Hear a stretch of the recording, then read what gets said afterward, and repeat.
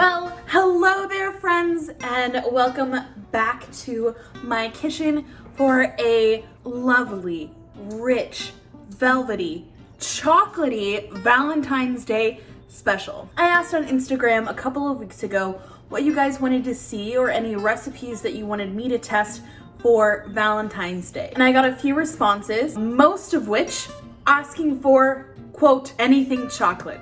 I did see the macarons. I'm working on it. It's not going as planned. They're hollow again. I don't know what I did wrong. But Valentine's Day is coming up. I wanted to make a chocolate episode, but not any chocolate episode. I wanted to make an episode that was delicious, gourmet, but most importantly, quick and easy. So I wanted to make 3 recipes that are quick, gourmet, and delicious, perfect for Valentine's Day. First, a French specialty that I was first introduced to by my best friend Megan called pot de crème, French, beautiful, chocolatey. Now, what it is it's melted chocolate, eggs, and coffee. What I did not realize this time around when I was getting my recipes together, the most pot de crème, or pot de crème, I'm gonna stop with the French stuff now. Most pot de crème is made with crème, or milk, or cream. Megan's recipe did not use any cream. It instead used coffee, which was my preference and I thought made it more delicious. So I'm gonna rename this pot de café, or pot of coffee. Delicious pot of coffee. Instead of pot of cream, it is pot of coffee.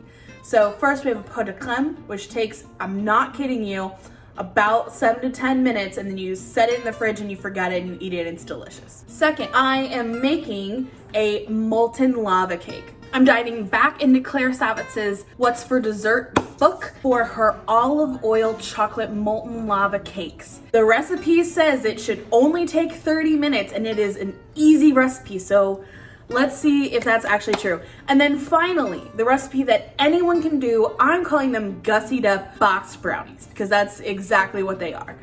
In my opinion, the best boxed brownie mix, and how you can gussy it up or fancy it up or chef it up to make it more delicious, fudgy, complex, not too sweet, impressive, and perfect for Valentine's Day. So we have 3 heavy hitters, all chocolate, all easy, all gourmet, all delicious. So let's get into it. We are starting off with the most important part, which is brewing our coffee.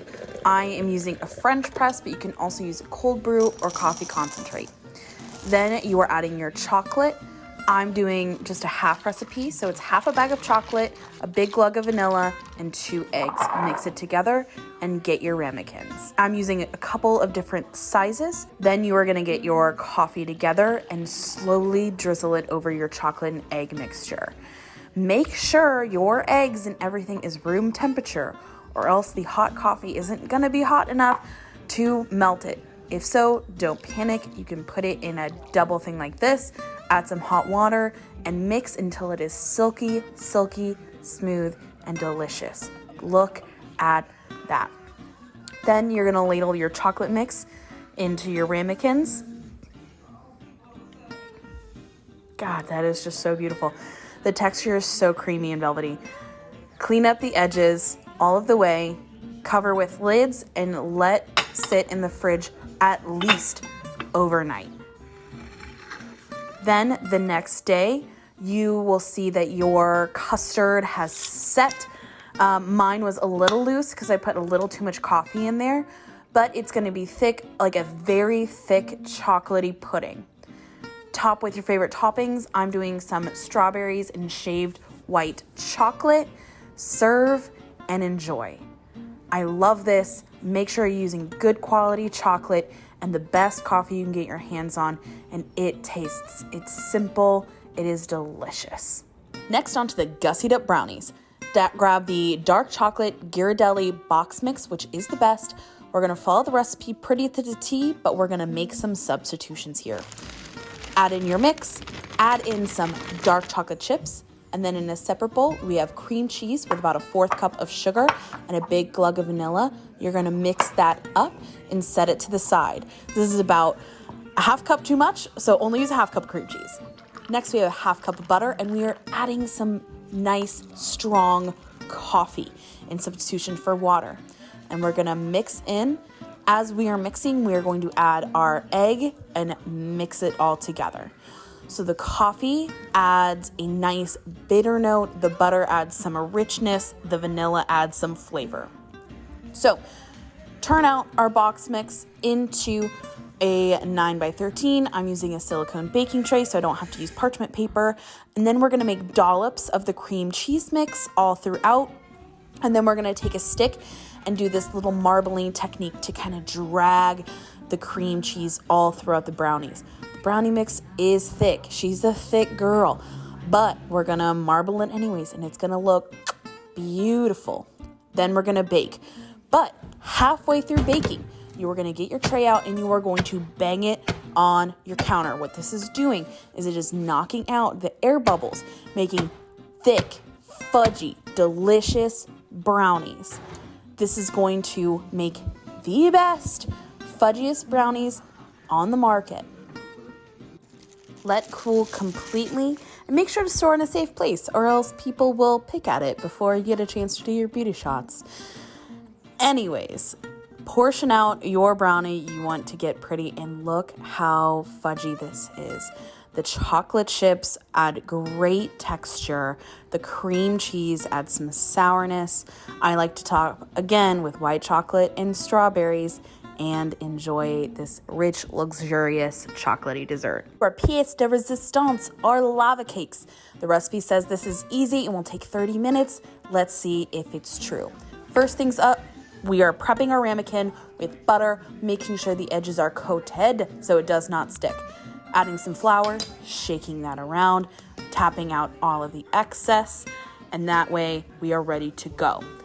Simmer some water, get your chocolate and your olive oil ready. Put your chocolate over the simmer, add your oil, and slowly stir while the chocolate slowly begins to melt. After only a couple of minutes, it looks like this. Oh my stars, it is beautiful. Onto our batter, we have 3 egg yolks and 1.5 mixed egg. Don't forget, dishes help is right around the corner. There you go, buddy. Anyways, onto the batter. We're adding our sugar in here with a little bit of salt, and we are mixing for a couple of minutes until it is light and mousse-like in texture. Then we're adding a tablespoon of flour, a big glug of vanilla, and mixing again. Then the best part, you're slowly drizzling in your chocolate mixture. It's just so pretty. This will take a couple of minutes. Again, we want to go slow as to not disrupt or cook the eggs until you get your batter. Then you are going to scoop into your prepared ramekin, fill it most of the way up, then onto your baking sheet and into your 450-degree oven when your rack is on the top third tier of your oven. Okay, the best part is the rest of this batter you can store in the fridge. It can keep for like a couple of days, so you can prep this ahead of time. Anyways, you're gonna take it out, rest for 1 minute. And here was the weird part for me. I had a hard part, like the ramekin was hot, but I had to flip it over, but I had to grab the ramekin. It was a little fussy, but eventually I got the plate on and I got the ramekin flipped. And bum bada bum, it came out of the ramekin. Top liberally with powdered sugar, as you should. And then the magical moment where you get to see if it worked. And this did. The edges were cooked and delicious. The center was molten. The powdered sugar was a little sweetness on top. And this was delicious.